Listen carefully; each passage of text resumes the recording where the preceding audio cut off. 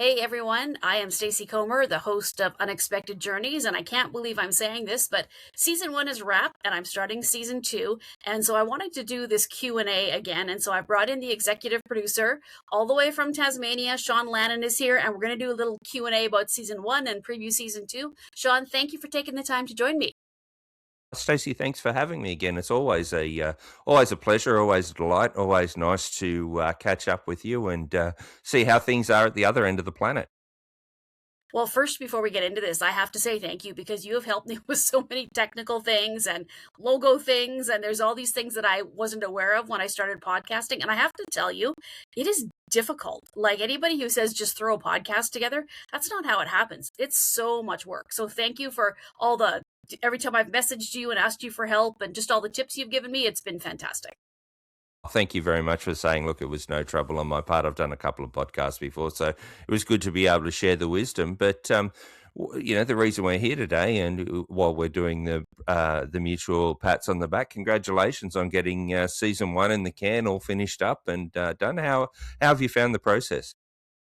It's it's interesting because I'm trying to do everything myself. I didn't want to farm out anything.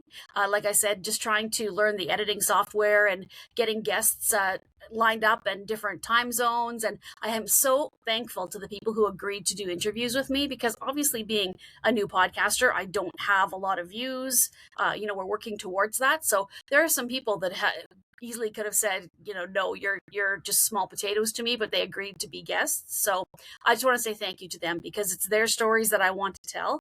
And it's just been so incredible to get back into the interview chair again, being, the journalism skills, once a journalist, always a journalist. So yeah, it's been tough and it's a lot of work, but I have just so enjoyed it so much.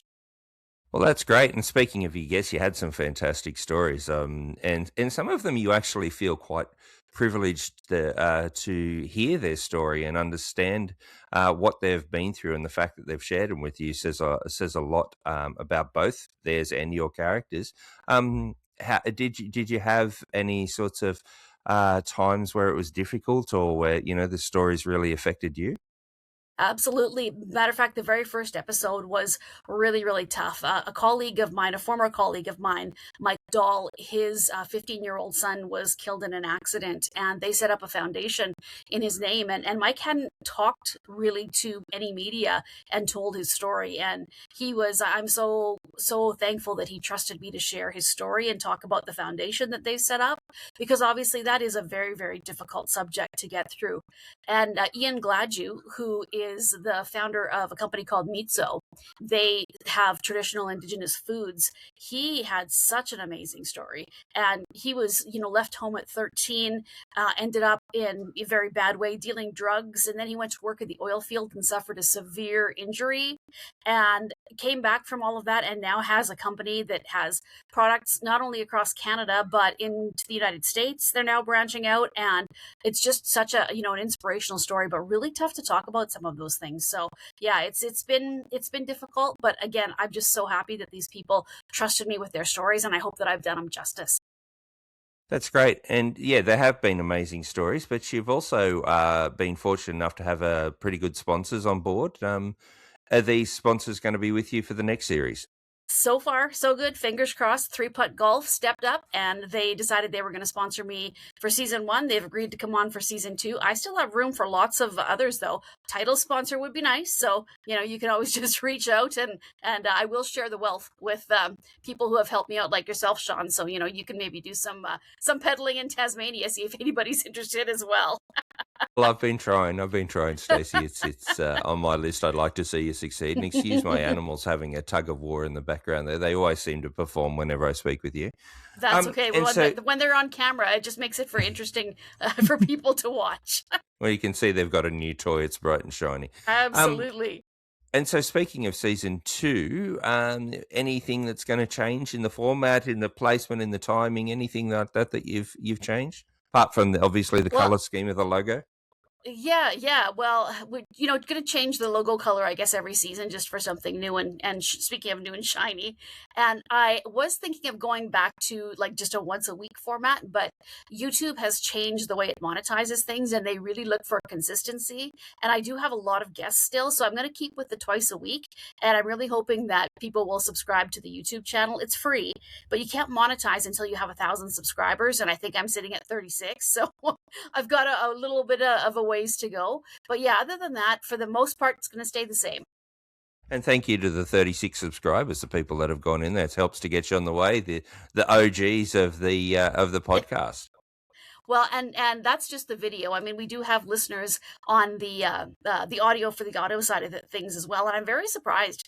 You were the one who put me on to Podbean, which is the hosting site, and it's so interesting to see the statistics where people are listening from. And for some Yeah. reason, in the United States, I have like half of my listeners are in Virginia, and I'm not sure why, because I don't know anybody in Virginia as far as I know. But yeah, it's just really interesting to see where they're listening from. So I'm thankful to everybody that's listening on the audio side of things as well. Yeah, and it's good to hear, and it's really nice to see the diversity of the places that people go and the reach that you have. It's Mhm. always a rewarding sort of thing. What can we expect for season two? Is it more of the same, or have we got different guests? Anything that's we should be keeping an eye out for?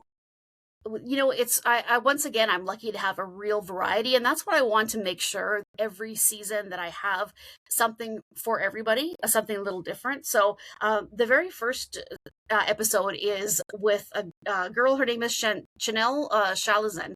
She started a business when she's 13. She's only 16 now. It was a jewelry business, and she is an entrepreneur. She has all across Canada. She's selling the jewelry that she makes. And when I talked to her, I said, like, is this something you want to do for a living? And she says, well, no, when I graduate high school, I'm going to become a doctor, so I have something to fall back on. I was like, holy, okay, that's ambitious. But yeah, she's awesome. She's from a Canadian girl as well. So she's going to kick off the season. I also have a fellow who used to be a television anchor, and like me, unfortunately, the television station that he worked at shut down, and he's a city councilor now. So that's kind of an interesting pivot for him.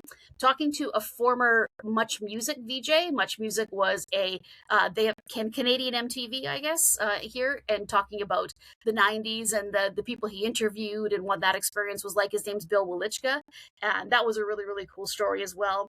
I have something for the UFO fans and the fans of aliens and that sort of thing. We're going to dive a little off the usual path for that one. I spoke with Paul Elder, and Paul has worked at the Monroe Institute for many, many years. I knew him when he was the mayor of a city called Swift Current in Saskatchewan when I was working in radio, but he teaches remote viewing, and he discovered that he could do this after having, if you can believe it, 5 near-death experiences. So Paul has an incredible story, and we delve into what remote viewing is, the secrets of the CIA and things that happen. So he couldn't, dig too deep and tell me too much, but it's still interesting nonetheless. So Well, all something that those all those guests sound amazing.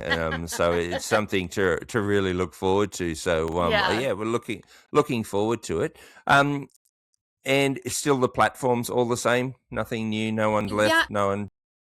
no, the platforms are all the same, and I'm going to go again. Like, I had 12 episodes last season, so I'm doing 12 again this time. And I talked about a few of the guests. There's obviously more than that, being 12, but I'm going to release a guest list on my social media once we get closer to the day. I only actually have 2 episodes left in season 1, so it's wild how quickly that time went. But when you start doing these interviews and editing and all of that sort of thing, maybe time just goes by. So yeah, it'll still be unexpected journeys on the audio platforms and the video platforms.